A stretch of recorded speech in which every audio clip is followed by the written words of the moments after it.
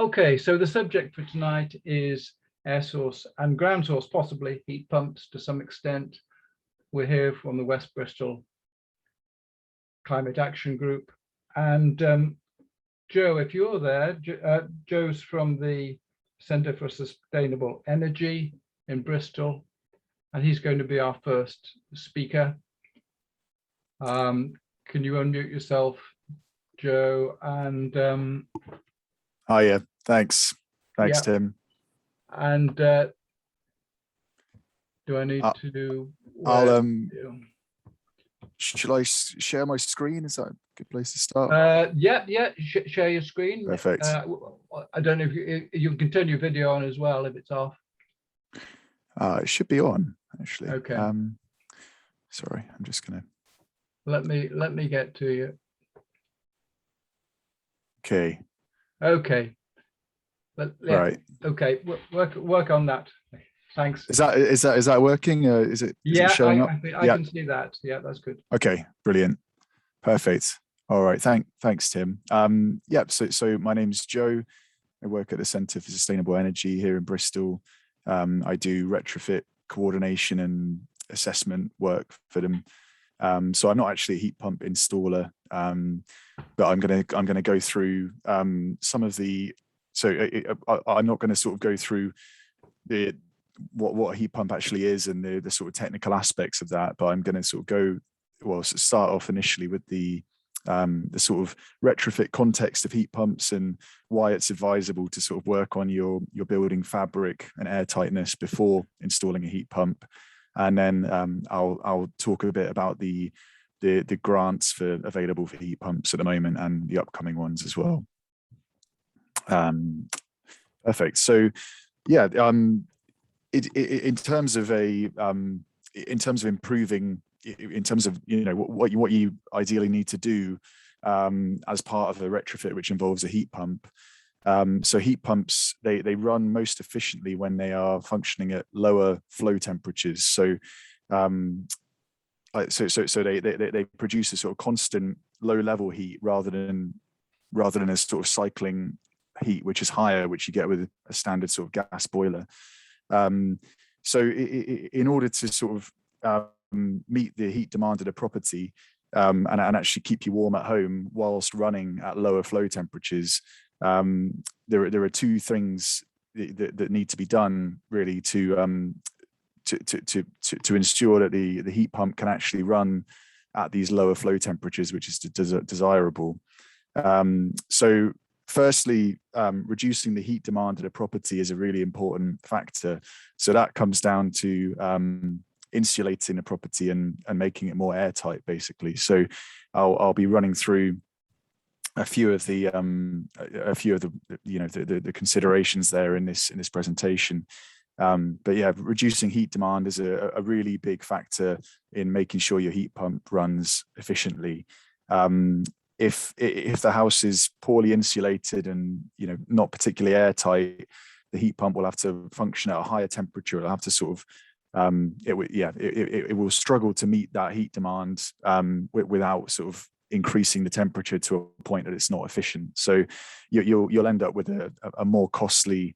It'll be a higher running cost, which particularly given the current energy prices it's going to have quite an impact. So yeah, reducing heat demand is a huge consideration with heat pumps.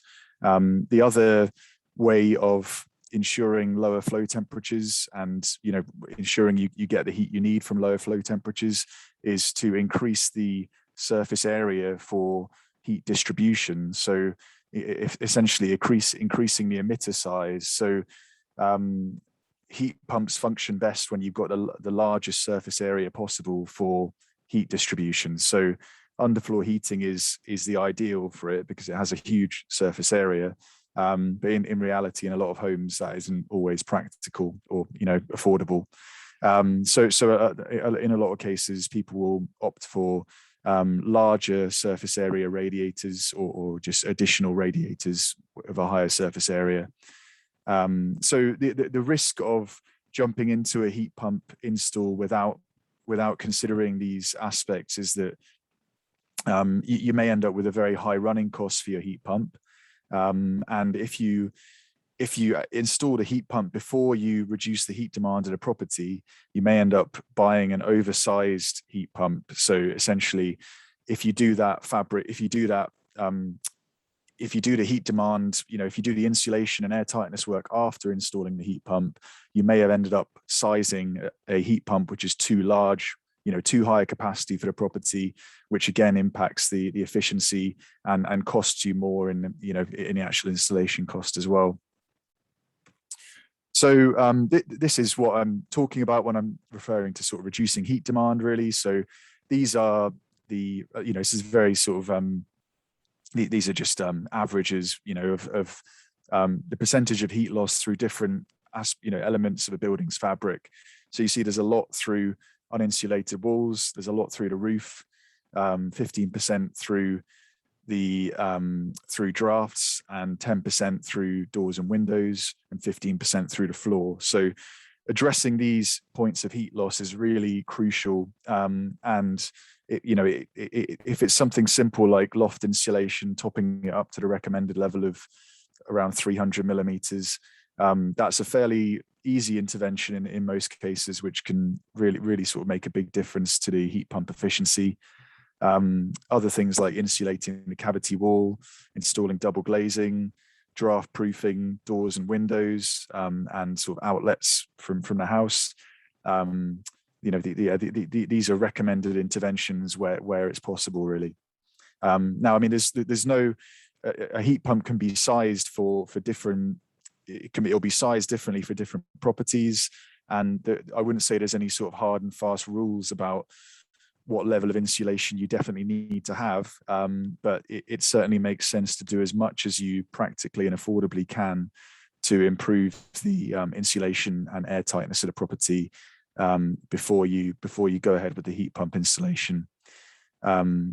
So how do you go about planning this work? So we would always recommend taking a whole house approach to retrofit, which essentially involves considering the impact that a measure has on the rest of the house, and considering the sort of logical order, the logical order of phasing things, and also considering things like are the remedial works that are needed in a house before you add extra insulation.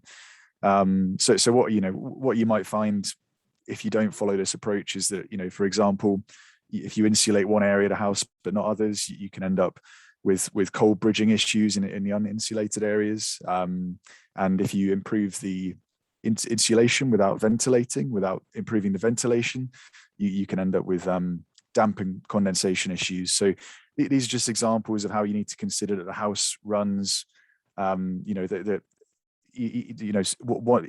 improving one element of the house will have a knock-on effect on the rest of the house. So you've got to consider the whole house in that approach. The fabric first approach is also recommended. So this is essentially in a hierarchy of how you would look to improve the home. You would first look at the building fabric, so the elements we were just talking about, the roof and the walls and the windows, before you look at the heating services. So this would be the things like improving the heating system to put in a heat pump.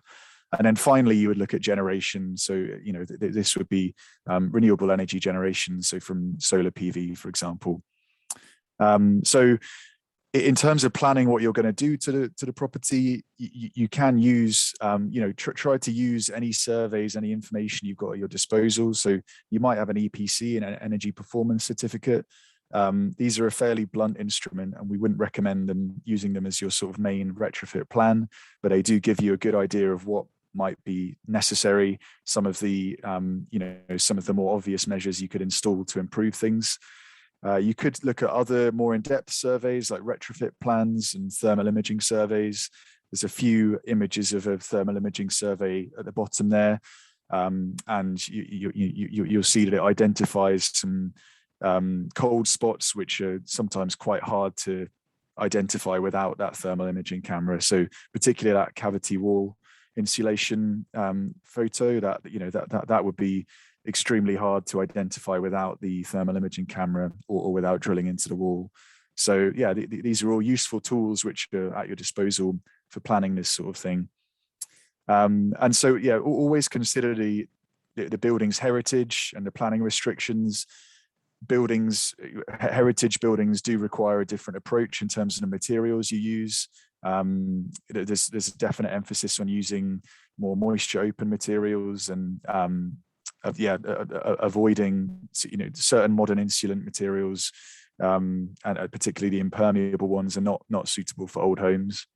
And if you're living in a conservation area or in a listed building, it's really important to check what the planning restrictions are in place, especially if you're looking at alterations to the outside of the property.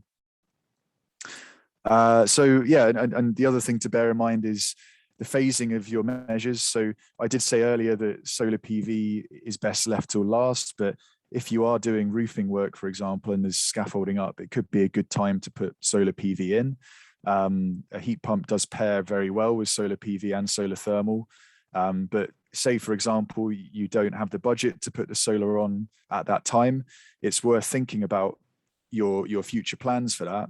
And say with a heat pump, an example of that would be your hot water cylinder should be twin coil so that it's able to be hooked up to a solar thermal panel or to a solar diverter for the PV installation. So there are certain alterations, there are certain things to consider if you're planning something like PV in the future, and it would be worth mentioning this to your chosen installer.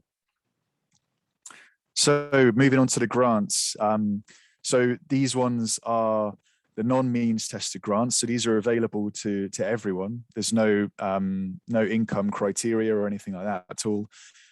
So the renewable heat incentive, I won't spend long on this one because it's actually coming to an end at the end of this March. So yeah, all applications for this need to be in by the end of this month. So I won't dwell on it. It's been around for a while, and it provides payments for generating low carbon heat from heat pumps, solar thermal and biomass boilers over the course of 7 years. So it's a quarterly payment over the course of 7 years.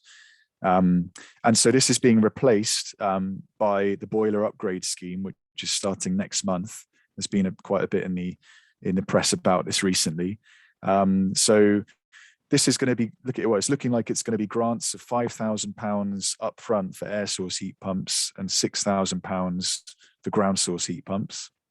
There is going to be a limited availability on the grant, so 90,000 homes. I'm not sure how quickly that will get snapped up, because although these are, these grants are obviously beneficial, there is still quite a lot of upfront payment to cover, even with the £5,000 and £6,000 grant on there.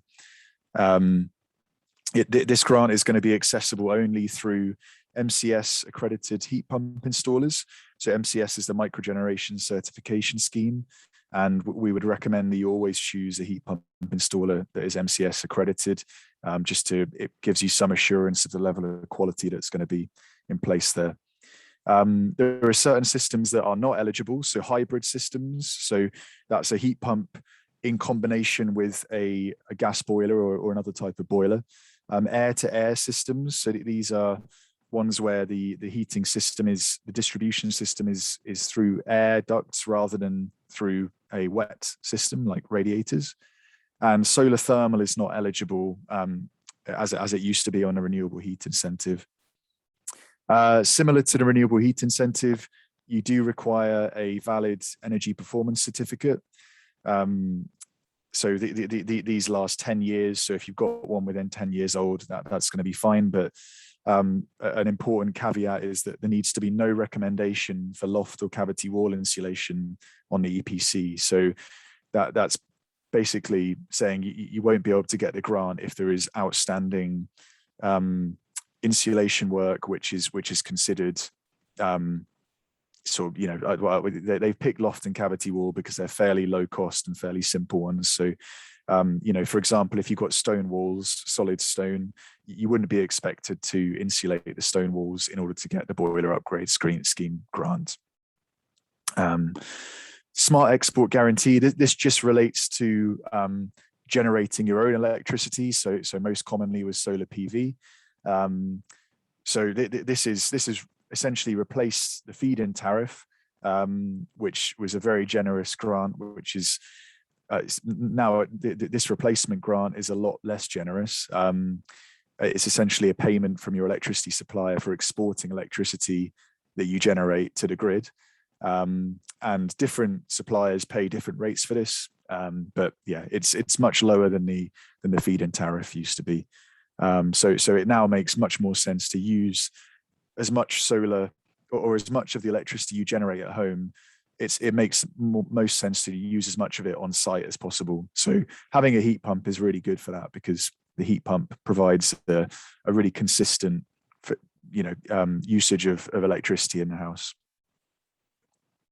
So this next set of grants are means tested. So these have these will have an income criteria, but they also have an EPC criteria, and there's a few other. They're not going to be accessible to everyone, like the ones that I was just talking about.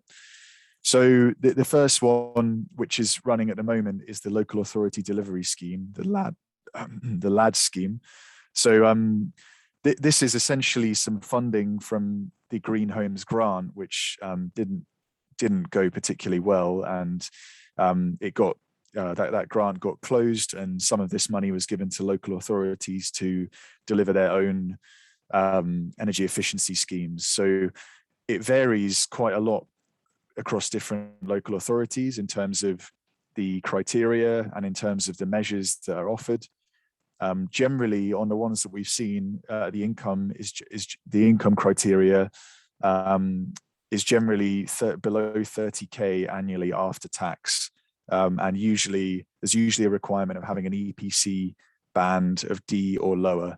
So it's not going to apply to everyone, this grant, but it is fully funded. So there's a good opportunity here to get fully funded energy efficiency installations. Not all of them cover air source heat pumps. There is one running in Somerset and Devon at the moment, which I put the link for there, which does cover air source heat pumps. There was one running in Bristol, which closed fairly recently, called the Bright Green Homes project.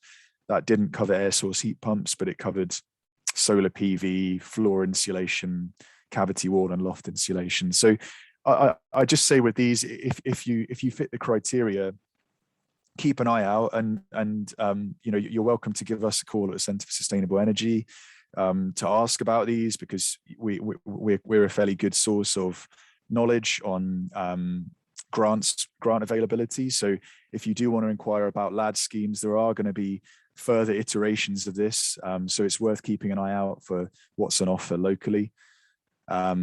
So yeah, the next one, which this grant scheme hasn't started yet, it's called the Home Upgrade Grant Scheme, HUGS. They've been given them some quite unusual names recently, keeping it memorable, I guess. But so yeah, this hasn't started yet. We're thinking I think it is going to be this year that it comes along, but we haven't got the full sort of details on it yet.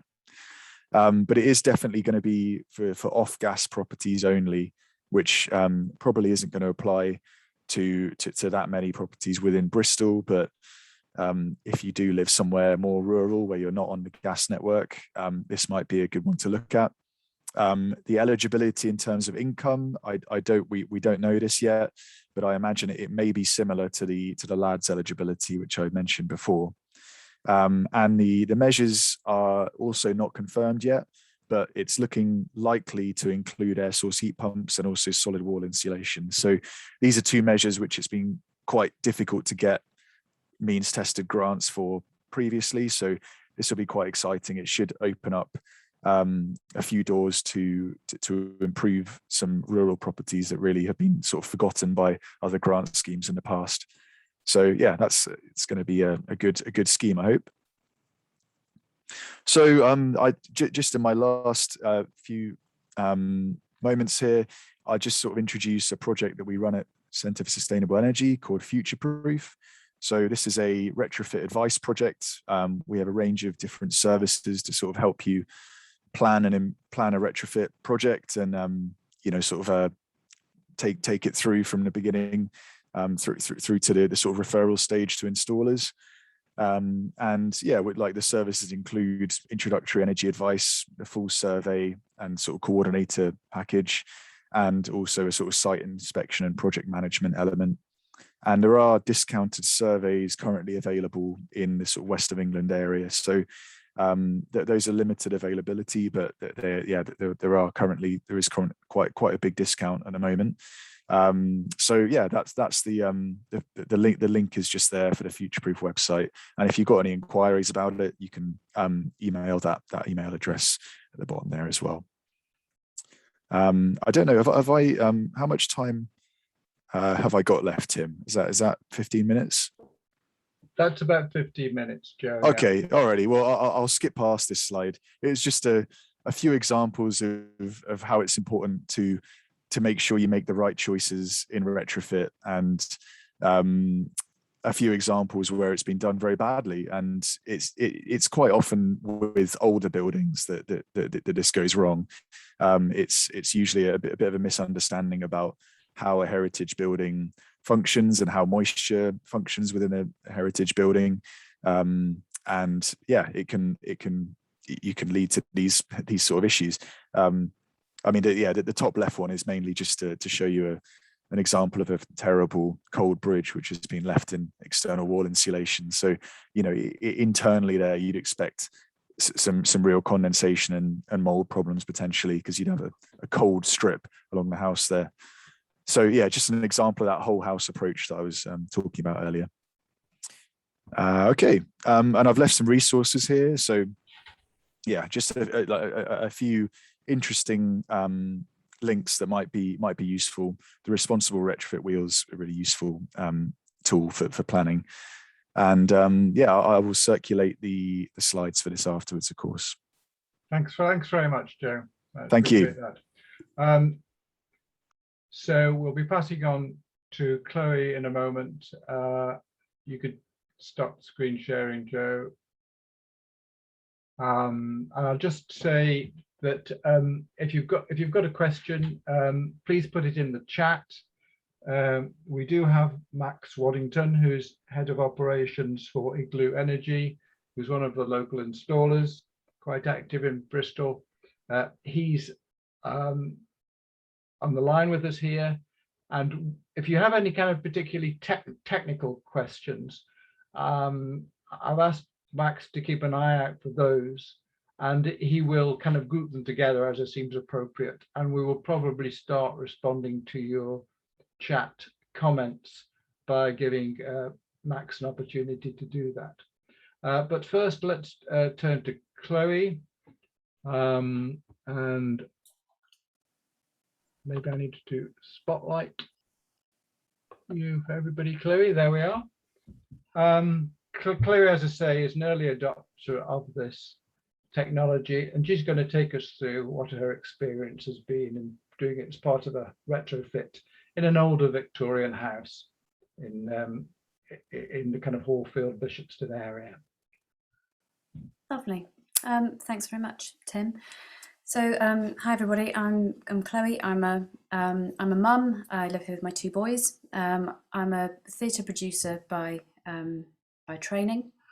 I'm a climate activist by necessity, and over the last year I've become a heat pump evangelist. So my decision to install a heat pump was really driven by my desire to take personal action, to do everything I possibly could in response to the climate and ecological emergency. And I went to an event called Bristol's Decade of Transformation that was hosted by Bristol Green Capital in January 20. And they said there that one of the key aspects of getting Bristol to its net zero target by 2030 was going to be that all homes in the city had to move away from gas boilers onto air source, ground source neighbourhood heat pumps. I never really heard about them before, but that sort of placed something in my brain when I moved into this house and desperately needed to get some work done. I started having my bathroom refitted. So the bathroom was basically in the process of being ripped out when I saw an ad for heat pumps, which was probably in response to the Green Homes grant being going live at about that time.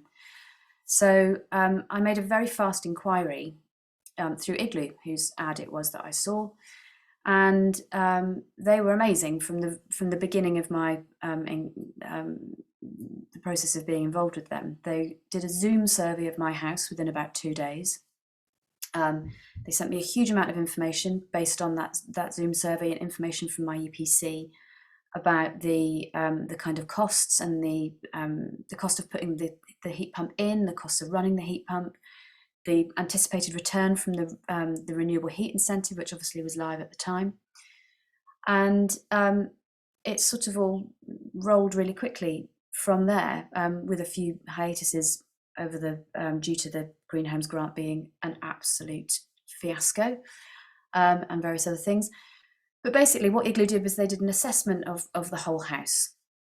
They looked at my radiators, and only one of the radiators in my house actually needed to be bigger than it was already, and that was quite clearly an insufficiently sized radiator that was trying to heat my my kitchen room. The rest of my radiators were deemed absolutely fine, and they were happy to go ahead with the install with the existing radiators in place, and they were all pretty much single panels, probably 30 years old, broken thermostats, nightmare. They told me no additional insulation was needed, so I'm probably going to counteract everything that Joe's just told you. But I didn't have any additional insulation done in the house at all. The part of the roof had just been redone, so that had been sort of re-insulated, but that's all that's happened. 2 of my windows aren't double glazed, but all the other windows are double glazed. The roof insulation that I've got there is really pretty standard, and I've got no underfloor insulation. So none of those things stood in the way of progressing the install. So once we greenlit it, it all sort of started moving really quickly. I had a 2-week install period, and it was kind of it was quite lovely because I think, and Max will be able to tell you whether this is still correct, but I think heat pumps are being put in place with teams of 3. And because one team of 3 were training another team of 3, I actually had 6 contractors from Igloo on site for those 2 weeks, which was great because they were all really happy to talk about what they were doing. And actually what was really lovely was that they'd all come from different backgrounds. They'd come from working for British Gas, or working in the forces, or working in, you know, sort of being electrical engineers in commercial businesses. And they were all having the most lovely time working for Igloo, putting this technology that they were all clearly really excited by into people's homes. So they were here. Everything was done within about 2 weeks. There were a few teething problems over the first couple of months, just bits and bobs that needed tweaking. Igloo were here really efficiently sorting all of that stuff. In fact, some of it they could sort out remotely, but whenever someone actually needed to come to the property and sort things out, they were really great. And the system has now been through its first annual service and passed with flying colours. It's all working really well. So I thought it might be useful to share with you the floor plan of my house. So I hope that you can all see that right now. So it's a really standard terrace setup. So I've houses on either side. We've got this very long ground floor, and then obviously gets progressively smaller as it goes up. But one of the interesting challenges of putting the heat pump in here is, I'm hoping you can see my cursor, but just below the O of the Igloo at the top there, that's where the heat pump sits, on the outside wall of my kitchen. And the challenge of installing it was that the run to get it up all the way through the house and up into the eaves is really long. That's a really long way. So I suppose, you know, this is a very traditional shaped house, and a lot of the properties that heat pumps go into are probably not quite this shape anymore. But that was one of the things they had to sort of grapple with in order to get it in. But it was actually all really pretty straightforward. I've got a couple of little videos which I'll just share as well, which just show you what it looks like, and sort of puts into practice what I've just shown you on the floor plan. So this is my back garden. That's the back wall of my kitchen. That's my heat pump unit. So that's where it sucks all the air in and blows very cold air out. And then the piping runs from the back of that unit up the side of the house. So the two insulated pipes are the ones that are carrying the heated water, and then the thin blue one was the thin black one was the cold fill, and then there's an overflow pipe just there. So that's what everything looks like on the outside of the house. And then this one goes from my bathroom. So this is an absolutely dreadful video. I completely apologise, but I'm just sort of trying to help you visualise where the pipes are in the ceiling. So they come up there and go into my loft space. So back there, sort of in the middle of the screen, sorry the light's really bad, is where all of those pipes that you could see outside end up. They feed into all of these units here, which are measuring my heat use, and that's all the controls for the system, which I don't touch now. And that's my hot water tank. That's a 200-litre pressurised hot water tank in the roof, and that provides all the hot water for the house. So hopefully some of that was vaguely useful. So this was all switched on just before Christmas 2020, and the impact of having the heat pump in place was immediate. So partly because of my climate anxiety and my being uncomfortable with burning gas, I used to heat the house with short bursts of firing the boiler up. So it's frequently absolutely freezing in here. And what the heat pump did was it raises the temperature of the whole fabric of the building. And so it's created this sort of constant warmth, and this absolutely lovely sensation that you have when you walk into the house of just being in this lovely warm environment. It's really nice when you get up in the morning because the house is just lovely and warm. And that consistent temperature, I think, helps with the efficiency. Actually, I've got one more video because I'm sure this is the sort of thing that people are going to want to ask questions about, and I've lost it because I dropped it down, which is about how noisy it is, or indeed how noisy it isn't. I'm just going to stop that share.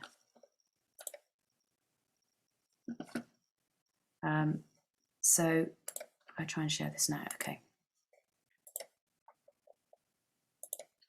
So this is the heat pump. This was the heat pump this afternoon. Listen hard.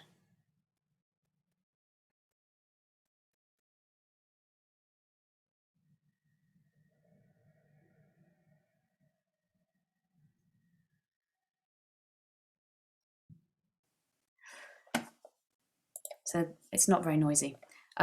In the winter, when it's really cold, and maybe a couple of times a day, the rate increases. It's slightly noisier than that, but I think because I've now got this very, very stable temperature inside the house, it just keeps topping it up all the time with that sort of level of intensity. So you know, the first question everyone always asks me about the heat pump is how noisy it is, and it's honestly not very noisy. The water, so I've got 200 litres of hot water that's always there in the roof.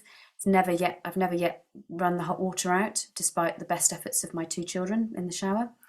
The nice thing about that water is it's never too hot. So it's as hot as I need it to be always, but I don't have to sort of mix cold into it to get it to a usable temperature. So which I really like, because I know that it's not creating water that's hotter than I need. So the temperature that it's set at is absolutely perfect for doing dishes or for getting in the shower. And the thing that I absolutely love is I now don't have any feeling of guilt for standing in the shower or when I'm standing at the sink doing the dishes, because I'm not listening to the boiler fire up every single time, or thinking, or standing in the shower thinking about the boiler going. So the emotional impact of it, as well as the sort of physical environment of it, is it is just the most brilliant thing. So having said that, I didn't do any of the prep work that Joe was recommending. I am hoping to continue to do bits and pieces on the house as and when I'm able to. So I am hoping to replace my non-double glazed windows. I am hoping to do some work on the floors, and all of which is to say that the other question everyone asked me about it is how expensive it is, and I've just decided I'd be very upfront about all of that with everyone this evening. So I think my annual bills at the moment are coming in at about £2,000. So that is all my electricity bill, that's all my heating, hot water, and other associated electricity use, I think is coming in at about £2,000 a year. Lots more in the winter and much less in the summer. So my bills at the moment are sort of somewhere around £275 a month, which is like not great, but in the summer it's about 60 quid. So, I'll probably put myself on a tariff where that evens itself out, but it's been really interesting to see how that usage changes through the year.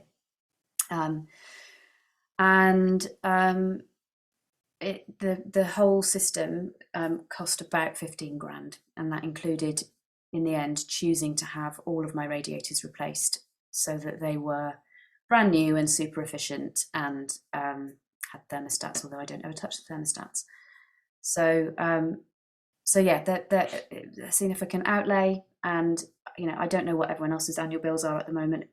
I can't compare it to my bills pre-pandemic, because the whole lifestyle, the way we lived in the house, was completely different. So obviously I now work from home, and I'm here all day, whereas I used to be out of work 5 days a week. So it's really difficult to compare. I can't compare like for like, but that's sort of roughly what it did cost and what it is costing me to run. And I will stop there, because I imagine anything else useful that I could say will be prompted by questions. So thank you very much. Thank you very much, Chloe, and thank you for sharing your very comfortable looking home with us. And it's good to hear that you're so pleased with it. Okay, I will. Can I unpin you there? In fact, we're going to turn to Max now. I think you can see the chat, Max. There aren't that many questions that have been asked so far, and a number of them appear to have been answered. But are there any particular points you would like to make? Perhaps, well, there was one question about are heat pumps suitable for flats and buildings, properties that don't have a ground floor area to them? Yeah, absolutely. So hi guys, my name is Max Waddingham. I actually work for Igloo, that put Chloe's heat pump system in. I actually designed the system in Chloe's house. And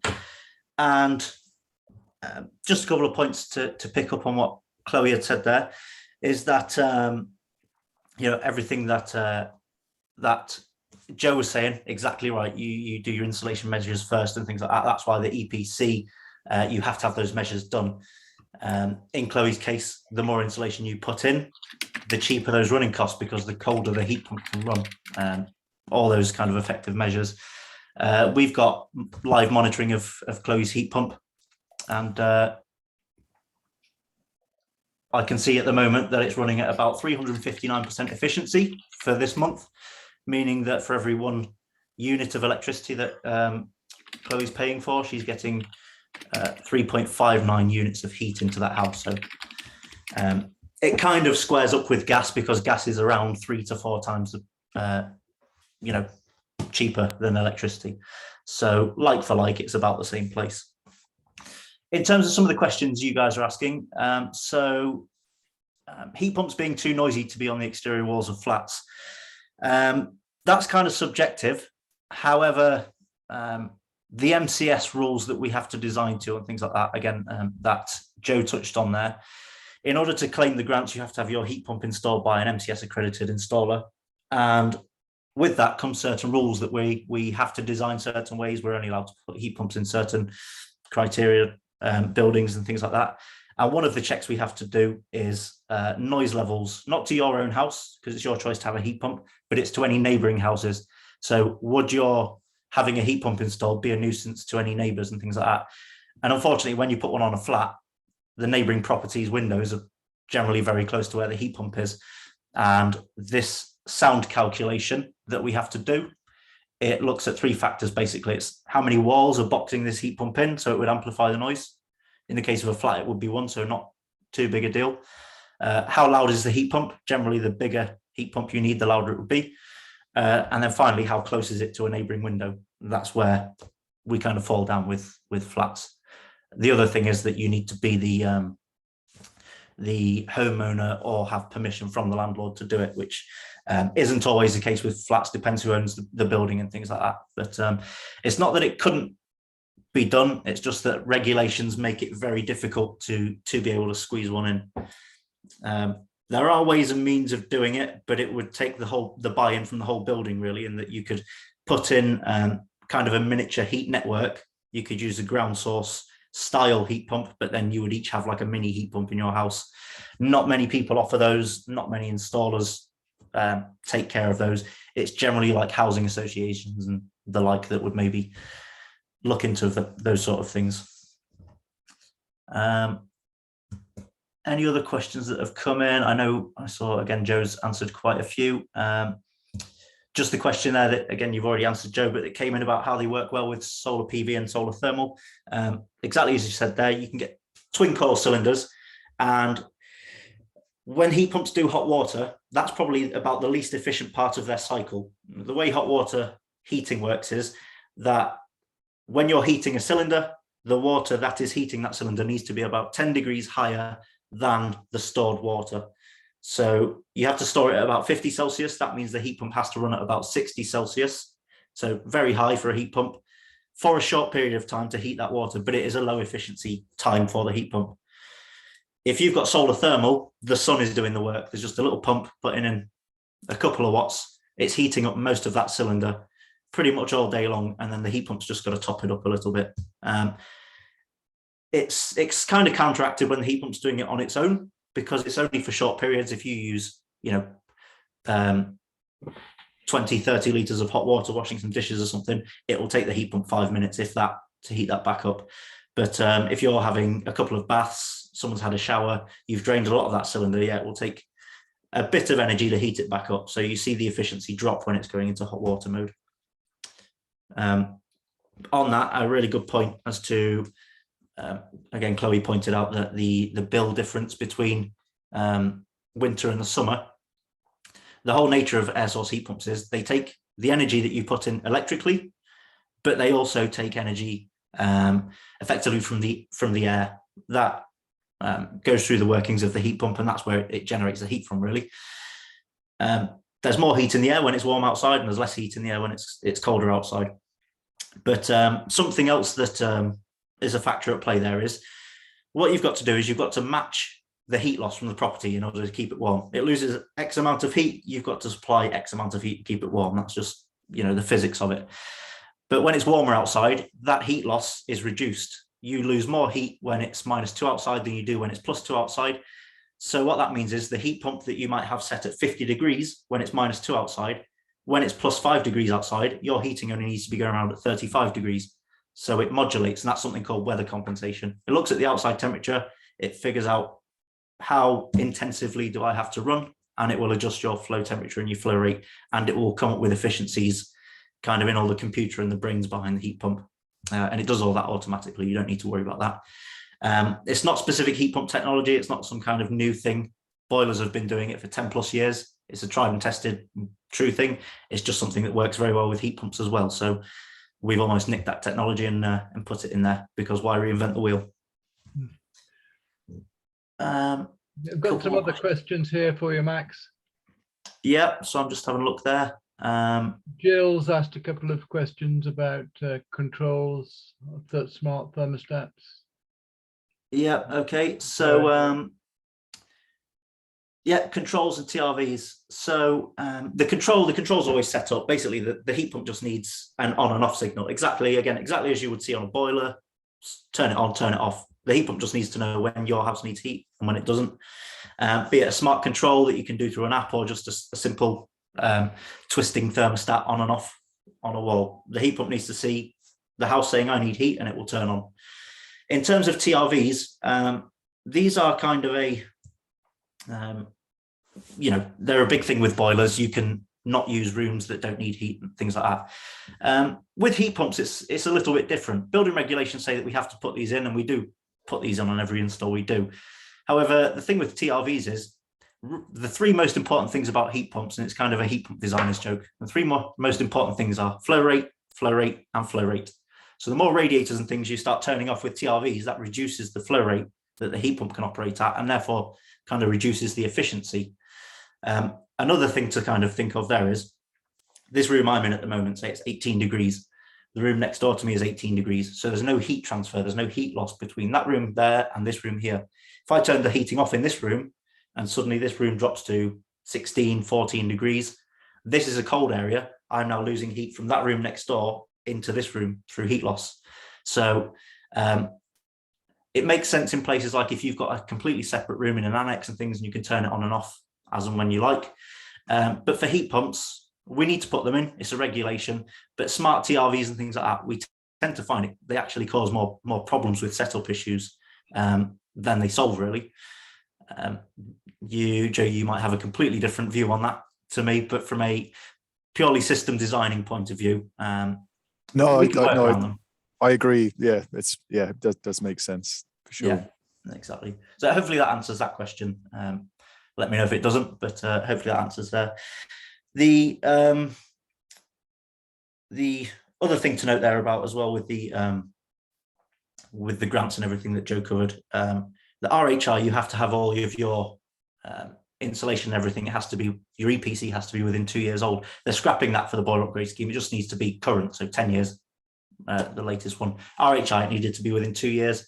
But if you've moved into a house or anything in the last 10 years and you're looking for the new scheme, the boiler upgrade scheme, as long as you've got a valid one, and by valid it means within the last 10 years, and there are no measures that you need to carry out, then that's fine. They'll issue the voucher on that. And it's actually the installers that apply for the voucher, not the homeowners. So kind of we do the legwork there for you. And hopefully, be it us, be it any installer, they should pass that saving directly on to you, not charge you the full amount and then just claim the voucher for themselves later. So again, only MCS registered installers can get this grant on your behalf. Special energy tariff, again from Jill there, economy 7. I think these are great because what you can do is you can almost use your house like a thermal battery. If you get really cheap electricity at night, you can, if you're comfortable with it, you can heat your house right up at night. The fabric and the bones of the building will kind of store that heat, and it will release it gradually through the day. So you have to pay for less electricity to heat your home through the day as the building is generally releasing it. Also, as it's getting warmer through the morning, you'll need less of that heat, so it kind of seeps into the building. Economy 7's, it's a really great thing with heat pumps and things like your less efficient hot water that I was just talking about a second ago. You can stick your hot water programs on at night if you really want, while it's cheap electricity. Another question there about how big the kit is that you need inside your house. It depends on the heat pumps you have installed there, really. So the air source heat pumps we predominantly do is something called a monoblock. And what that means is, it's just a fancy way of saying everything is in the actual heat pump unit, other than the hot water cylinder and maybe some wiring. You can get something called a split system, which means just the fan unit is outside, which draws the energy from the air, and the rest of it, there's almost like a boiler looking thing goes inside your house, as well as a cylinder.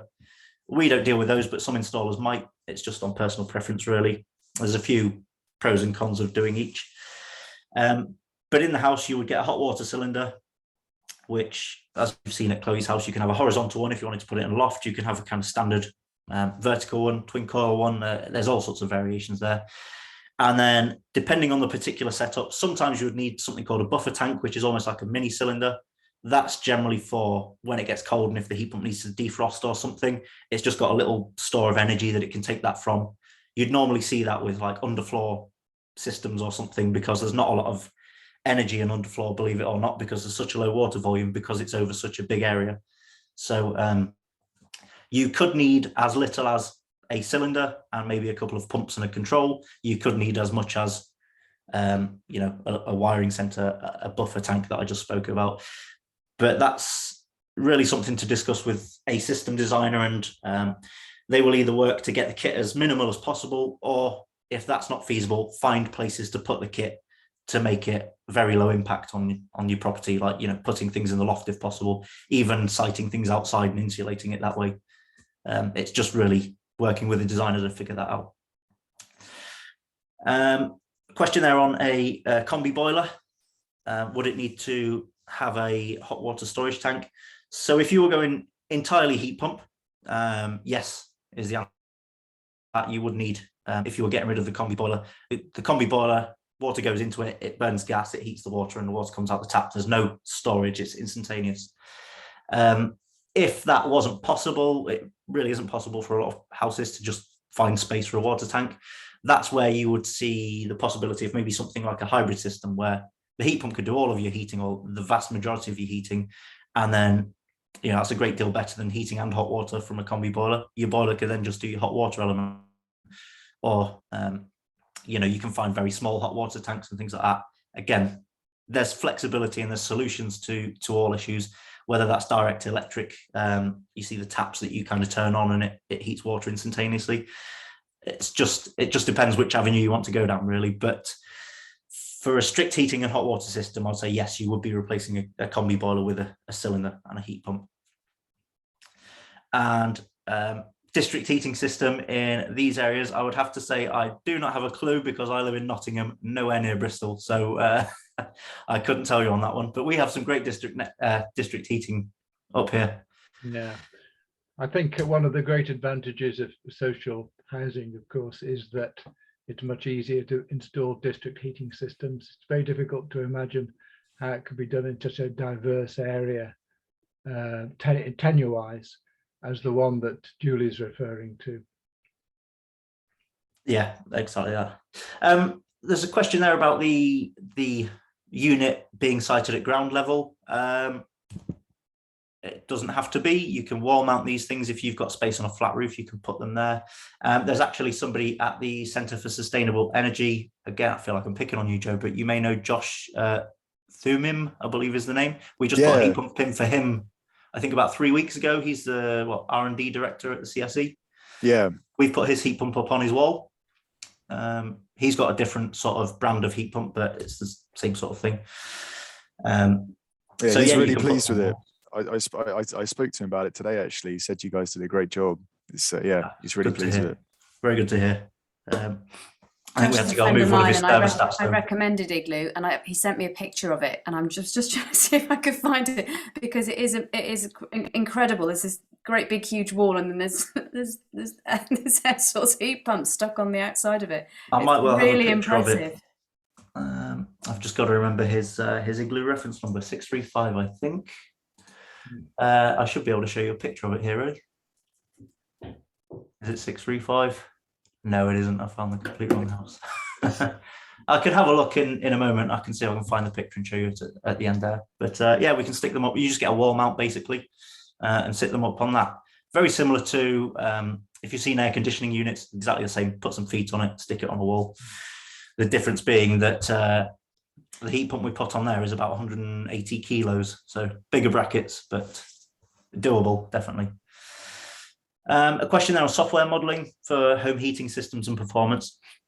So we do something called an MIS 3005 calculation. It's an Excel-based tool that MCS say we have to use, but it's based on the British standard. It's called BS, or what it is, I remember my college days now, 12831, which is the British standard for heat lossing and heating design. So we use that standard, and what you do is basically you go room by room and you look at what's the heat loss through this window, through that wall, loft, and you look at every single room and you size the radiators for each room individually, and then you figure out what size heat pump or boiler, you use the same for boilers maybe, whatever heat source you need to fuel all of that system. You do that at a max or minimum design temperature of say -2, or that's locally done. And then the kind of heat pump is designed at that stage. When we say monitoring, metering, so software, no, we don't use it for the design element, but what I can show you now is, if you just give me a second, this bit of software, this is a metering and monitoring platform. This is one of 2 that we have. This is for the Samsung units, and this is kind of, I'm live viewing Chloe's property at the moment, so I can see what her kind of efficiencies are here. If I go to this point here, so this very top point here, it's a decimal, you'll see, but that's showing me at that moment in time, Chloe's heat pump was 432% efficient. This time of day, 445. The flow rate that the heat pump is putting out, which is the bottom figure here, is 36 liters a minute. I can see that the flow temperature, so the heat coming out of the heat pump, is 38 degrees at that moment in time. So we have lots of great software to do this kind of what I would say remote monitoring. The difference between the Samsung units that we fitted at Chloe's house and the other unit that we offer, which is a Midea heat pump, is that the Samsung, we can kind of watch what's going on and send some suggestions and tweaks. The Midea units that we have, we can make those tweaks remotely. So we can pretty much, we see that there's this issue with, it's running too high. We can remotely amend that. We can see it's a lot more intuitive. It can tell us the carbon savings and all sorts of things. So that's the kind of software we use post-install, but pre-install, pretty much any heat pump installer has to use the exact same documentation and things like that, because it's a requirement of the microgeneration certification scheme, which allows us to use your grants. It just keeps it all uniform, so that as long as you go to a certified installer, you will have broadly the same experience with what you're doing there. Where did I get to? Efficiency. So aero ground source heat pumps efficiency. This is an easy one for me to answer, but the choice isn't easy. So ground source is a lot more efficient. The reason being, the air fluctuates quite a lot during night, day, winter, summer. The ground's kind of consistently 12 degrees year round. It holds heat really well, but the capital investment, you're probably paying about 3+ times the price for ground source than you would for an air source heat pump. You also have to dig boreholes into the earth or lay collecting sort of pipes throughout a garden or throughout quite a big area. So a lot more disruptive as well, but more efficient. You would look to get about 500% efficiency plus from a ground source, whereas you look to get about 300% efficiency plus from an air source heat pump. The cylinder that we put in, someone's asked a question there, is it an unvented or a pressurized cylinder? So when we fit new ones, we generally fit a pressurized cylinder. This is just kind of, it just allows you to get the best pressure in the house possible. But something we are doing to make heat pumps more accessible is, it's quite a big outlay, heat pump, cylinder, all this sort of thing. So with this boiler upgrade scheme, we're looking at ways we can kind of reduce the cost. So you can fit a heat pump. You can fit a heat pump to a boiler cylinder. The heat pump will be running for a long, long time to get your hot water up to temperature. You'll have to bring in the immersion, so your running cost would be higher, but you could do it, and you can do that on a vented one. So what we'll start seeing, now that really there isn't an RHI where it pays back based on how much electricity you're using, so the more efficient, the better. The grant now is just basically, have you got insulation measures yet? Here's £5,000, go get a heat pump. So now we can start to look at flexibility and we know it's very expensive. We can fit this to your existing boiler cylinder now. You can upgrade that next year. It will work. It will cost you a bit to run. But again, the £2,000 that you're saving on the installation cost at the moment, it's going to be maybe £200 more per year for your electric until you upgrade that cylinder. So there's a trade-off, and it just gives people more choice, and it makes it more accessible. I think at the cheapest with the grant, we're then looking at, you could have a heat pump installed for about the £3,000 mark there. It wouldn't run really efficiently, but it just depends, where your priorities are. Do you want the low capital cost and the high running cost? Do you want a fantastically efficient, well-designed system, but a huge capital cost? there's more choice than just, this is a heat pump offering, you take it or leave it. So a very long answer of saying, we put in pressurized cylinders, but that's not to say you couldn't use vented cylinders. Where do we get to there? So I think we small might- terrace house, 16-foot we wide. might be, we're certainly up to about an hour now, so I don't know if people have got the appetite for all of these questions which Max is answering so thoroughly. Should we continue for a little while longer, perhaps? Yeah, okay, thumbs up. Yeah, okay. Okay, I think there's only 3 or 4 more to go through there. So a question I've just seen there is regarding Chloe's bill there and a similar sized house. So £2,000 a year, I believe it was, you said there, Chloe. So that is pretty high. Something that it's always been a bit of a misnomer for heat pumps, but a heat pump compared to a gas boiler, you won't save much money, to be honest, because gas is 1/3 to 1/4 of the price of electricity. So you need to be at least 300% to 400% efficiency, which is very difficult to achieve year round. I think we have quite similarly sized properties, Chloe, you and I, at about, I think about 150 square meters or something like that. Mine's a more recent kind of 80s property, but I think I'm gas and electric at the moment. I think mine are looking at about £1,800 to £1,900 a year, so not too dissimilar, to be honest. Something else to kind of factor in there as well, like you'd mentioned, you have a couple of single glazing windows. There's probably more insulation you can do. When you start doing those, the running cost will come right down. If you're adding more insulation, we can start to bring that flow temperature down. And when you bring the flow temperature down, the costs come down dramatically. I think that you're talking 20% difference by turning it down 5 degrees only. So something I point out there is that, yes, the running costs are fairly high, but with Chloe's house, it's a Victorian property over 3 floors with some single glazing in there. So if you start to look at, slightly smaller properties or more modern properties or more insulated, that cost will definitely come down.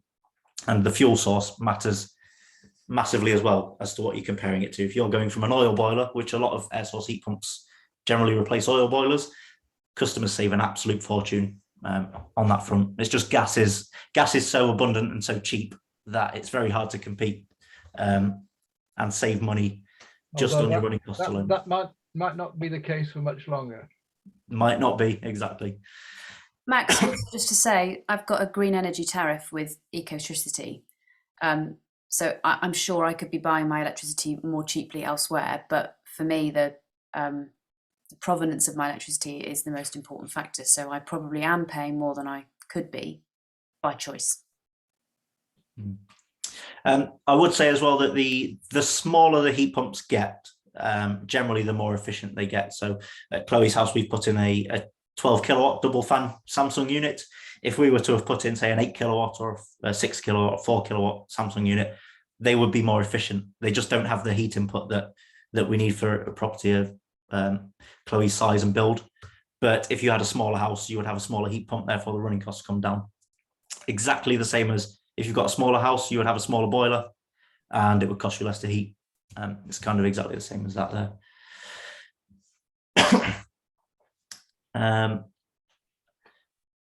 The running cost comparisons, I can only speak for myself, my own bills here, but my gas is going up, percentage speaking, it's going up about 10 or 20% more than my electric.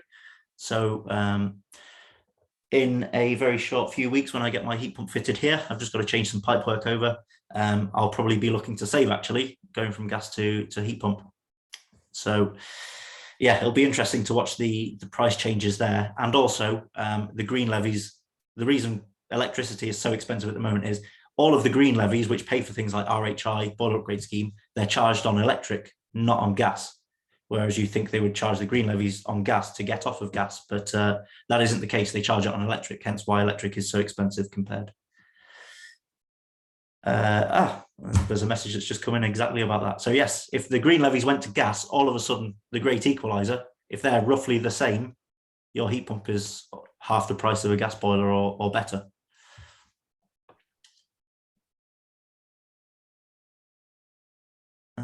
Question about a second floor flat. How easy would it be to fit, maybe?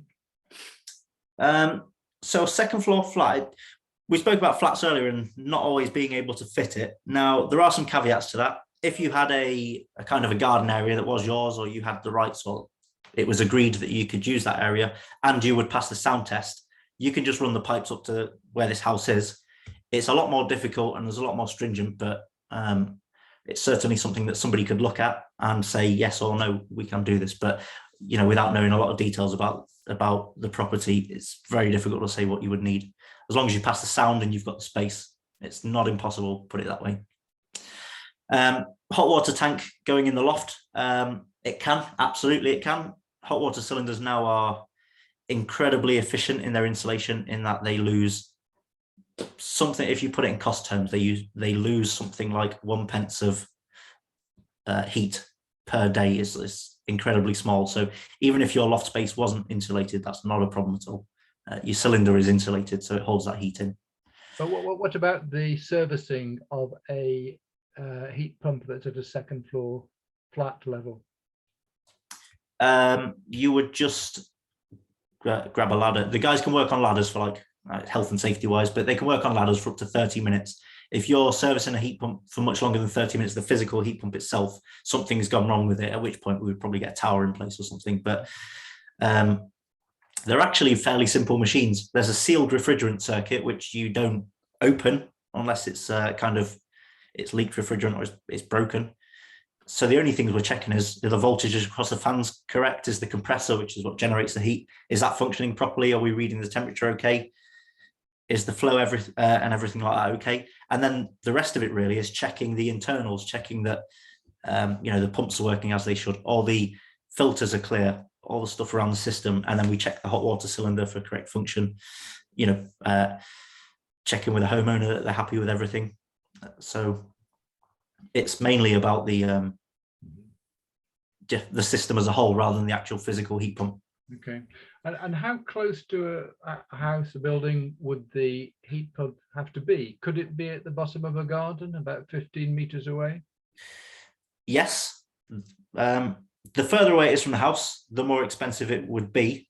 This is because you've got to put more pipes in and things like that. More pipes means you've got to have bigger pipes, because to keep this flow rate up, to keep the system running as it should, you need to reduce the resistance so the pumps can push it around okay, and you do that with bigger pipes. If you're looking for it to be really far from the house, it's at this point you would start looking at those sort of split systems that I spoke about, where you have the fan and the collector far away and then you have a unit inside the house. They work a lot better for long distances. But that said, we've put these monoblock type heat pumps in that are 20 meters away from the properties, or 10, 15. So you can do it. It just becomes a question of cost then. It's quite easy to do. It's as long as the designer is looking at the right things, then yeah, it can be done, sure.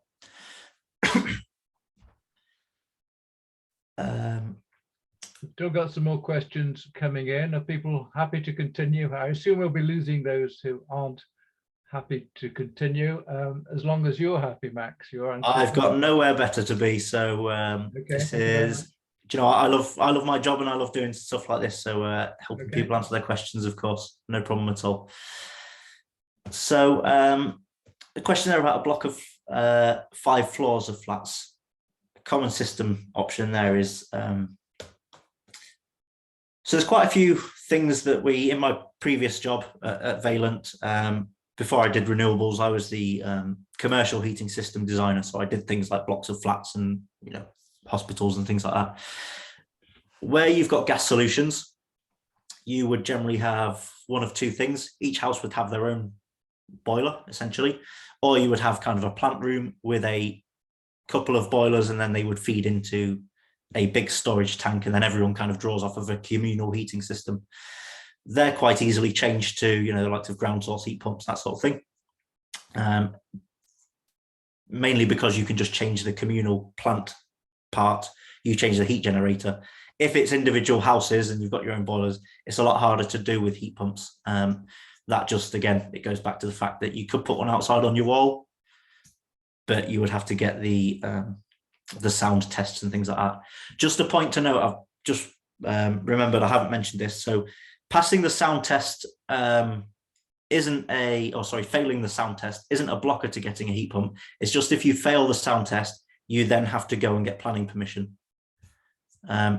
The sound test is something that just means it's a permitted development, as in you do not need planning permission if it passes certain criteria. Being the sound test, you can't see it from the front of the property, from the street, and a few other bits and bobs. But if it failed the sound test and it passed the rest, you could go and get planning permission, and the council could say, yeah, that's fine. You just have to, it would open it up then to objections from neighbours or whatever. So again, it's not the end of the world if you live in a flat. What you'll find is a lot of installers would say it's quite difficult. Some might say, no, we're not going to look at this at all for you.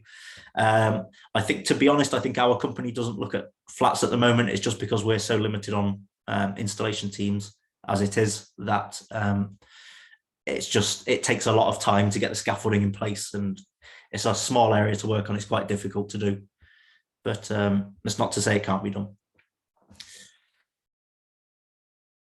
So there's something to just jog my memory there on servicing. So Chloe's had the servicing done there. It's an annual service. I said the units are very simple, and there's not a great deal that can go wrong on them, really. It's just things like the flow rate that causes issues, or the system not being designed right is essentially what would cause a fault.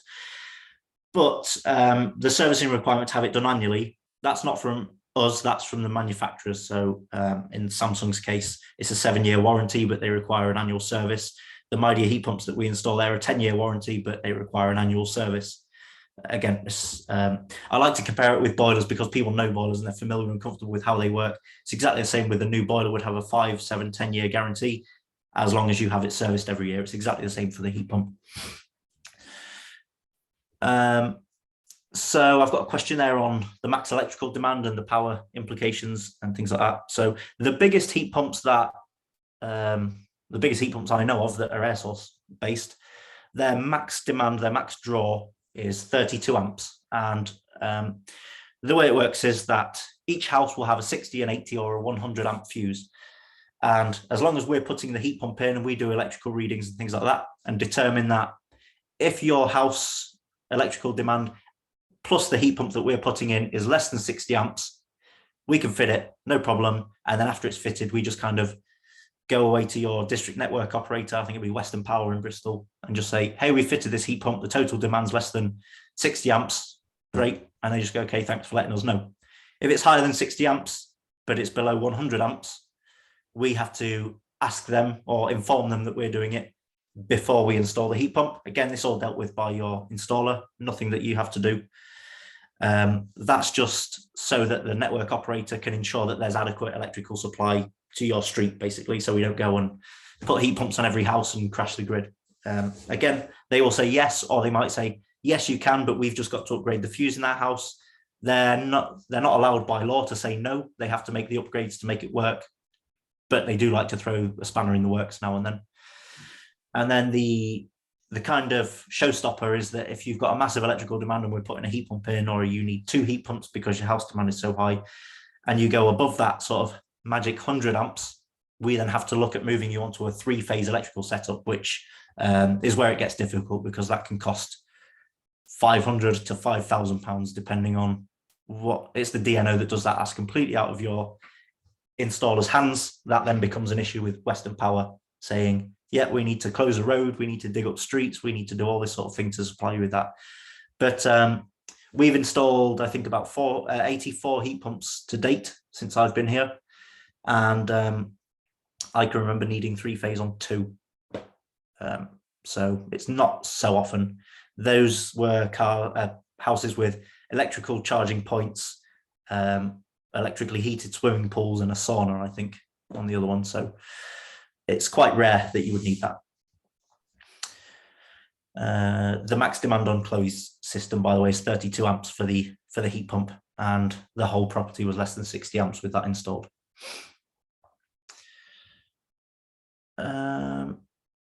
So someone has a friend in Suffolk with an oil boiler.